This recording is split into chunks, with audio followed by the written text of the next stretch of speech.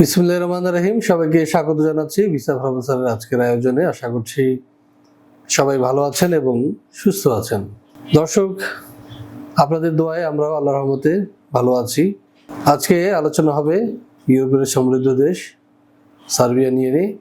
ইতিমধ্যে আপনারা জানেন যে সার্বিয়া অনেকে ফাইল জমা দিয়েছেন এবং তাদের অনেকের অনলাইন হয়ে গিয়েছে। আমরা ভিসা অ্যাপ্রুভালের অপেক্ষা রয়েছি এবং আশা করছি কিছুদিনের মধ্যেই তাদের ভিসা অ্যাপ্রুভাল পেয়ে স্টিকারিং হয়ে তারা পৌঁছে যাবেন তাদের গন্তব্যে এবং অনেকেই ফাইল অলরেডি জমা দিয়েছেন, অনলাইনে কাজ চলছে।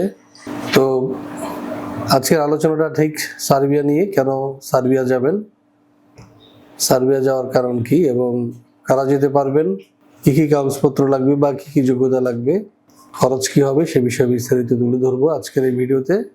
সাথেই থাকুন।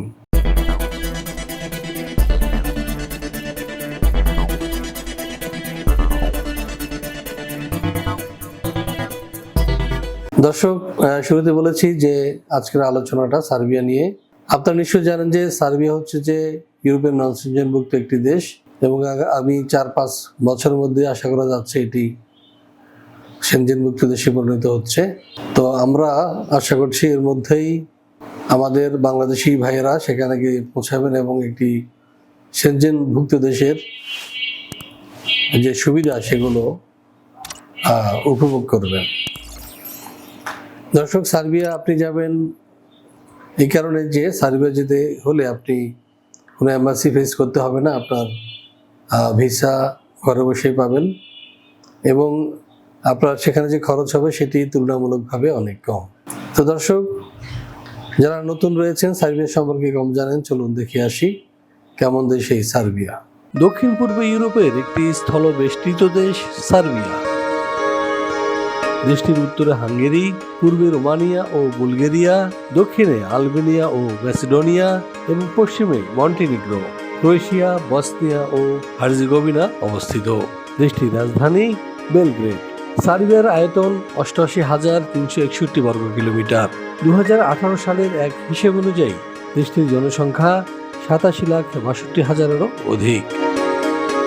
সার্বিয়ার অফিসিয়াল ভাষা সার্বিয়ান। দেশটির 80% অধিক মানুষ এই ভাষায় কথা বলে।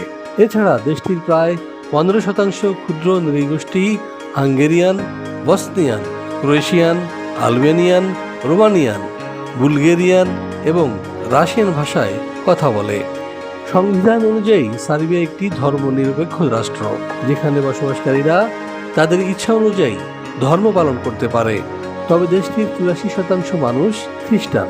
এছাড়া রোমান ক্যাথলিকদের সংখ্যা মোট জনসংখ্যার 6% এবং মুসলিম 3%। অন্যান্য ধর্মের রয়েছে আরও 7%।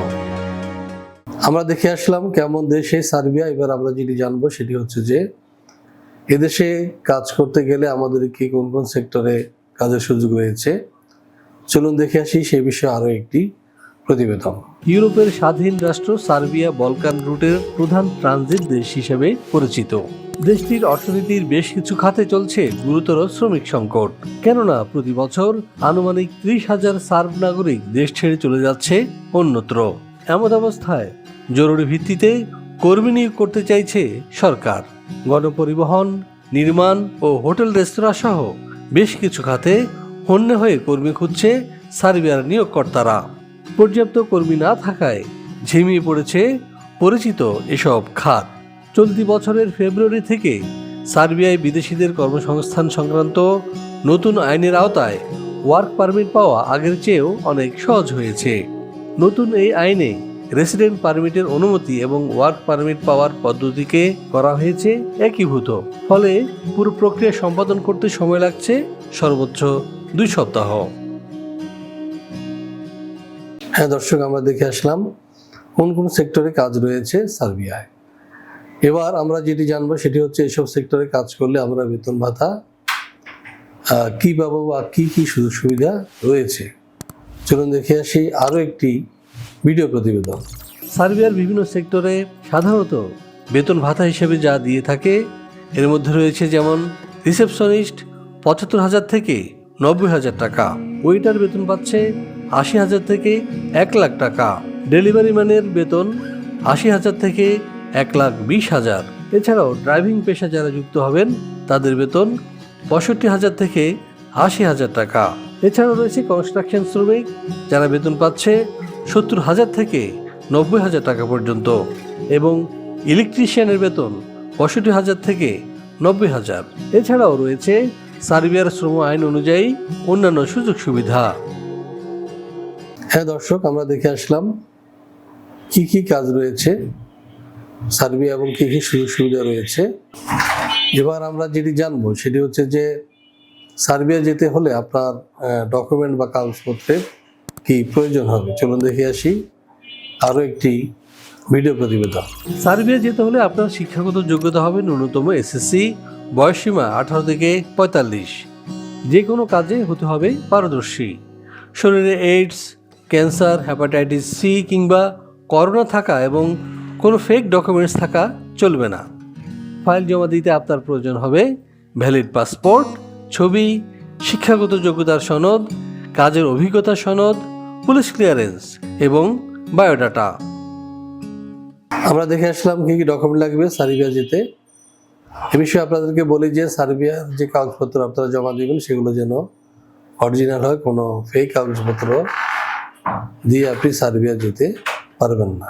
বিশেষ করে আপনার জন্ম নিবন্ধন, আপনার পাসপোর্ট, আপনার এনআইডি, এসব ক্ষেত্রে আপনার নাম, ঠিকানা, বাবার নাম, মায়ের নাম এবং আপনার নাম, জন্ম তারিখ এগুলো যেন সঠিক থাকে, একরকম থাকে। এছাড়াও আপনি যদি পুলিশ ক্লিয়ারেন্স দেন সেক্ষেত্রেও যেন এটি ফেক না হয় সে বিষয়ে আপনার সচেতন হতে হবে। তো দর্শক, আশা করি বুঝতে পেরেছেন সার্বিয়ায় যদি আপনারা ভিসা প্রফেসরের সহযোগিতা নিয়ে যেতে চান তাহলে আপনার খরচ হবে 7,50,000 টাকা এবং ফাইলের সাথে আপনি দিবেন 1 লাখ টাকা। ওয়ার্ক পারমিট আসার পরে আপনি দিবেন 2 লাখ টাকা এবং বাকি টাকা দিবেন ভিসা হওয়ার পরে। যদি কোনো কারণে আপনার ভিসা ক্যান্সেল হয়ে যায় বা না হয় সেক্ষেত্রে আপনি 100% আপনার যে জমাকৃত টাকা ফেরত পাবেন এবং এটি 300 টাকা স্ট্যাম্পে লিপিবদ্ধ থাকবে, আপনাকে মানি রিসিপ্ট দেওয়া হবে। সুতরাং আপনার টাকা খোয়া যাওয়ার কোনো সুযোগ নেই। তো দর্শক, আশা করি বিস্তারিত বুঝতে পেরেছেন। আপনারা যদি আমাদের অফিসে আসতে চান তাহলে আসতে হবে সকাল 10টা থেকে 6টার মধ্যে, এবং যদি আমার সাথে দেখা করতে চান আসবেন সকাল 10টা থেকে 2টার মধ্যে, এবং নর্মালি আমরা এই 2টার মধ্যেই ফাইল জমা নিয়ে থাকি। তো দর্শক, আশা করছি সবিস্তারে বুঝতে পেরেছেন, আর আপনাদের সবার সুদীর্ঘ আয়ু কামনা করছি, সাফল্য কামনা করছি, এবং আমাদের চ্যানেলটি সাবস্ক্রাইব করার আহ্বান জানিয়ে শেষ করবো আজকের এই ভিডিও। ভালো থাকবেন, সুস্থ থাকবেন, নিরাপদে থাকবেন। আল্লাহ হাফেজ। ভিসা প্রফেসরে ফাইল জমা দিতে ফোন করুন 09666912045 অথবা 01735733080 অথবা 01735724716 অথবা 013127111252 এবং ইমেল করতে পারেন visaprofessor2023@gmail.com। আমাদের সম্পর্কে আরও বিস্তারিত জানতে ভিজিট করুন www.visaprofessor.org এবং বিভিন্ন দেশের জব ভিসার আপডেট তথ্য জানতে ভিজিট করুন আমাদের অনলাইন পত্রিকা www.visanews24.com।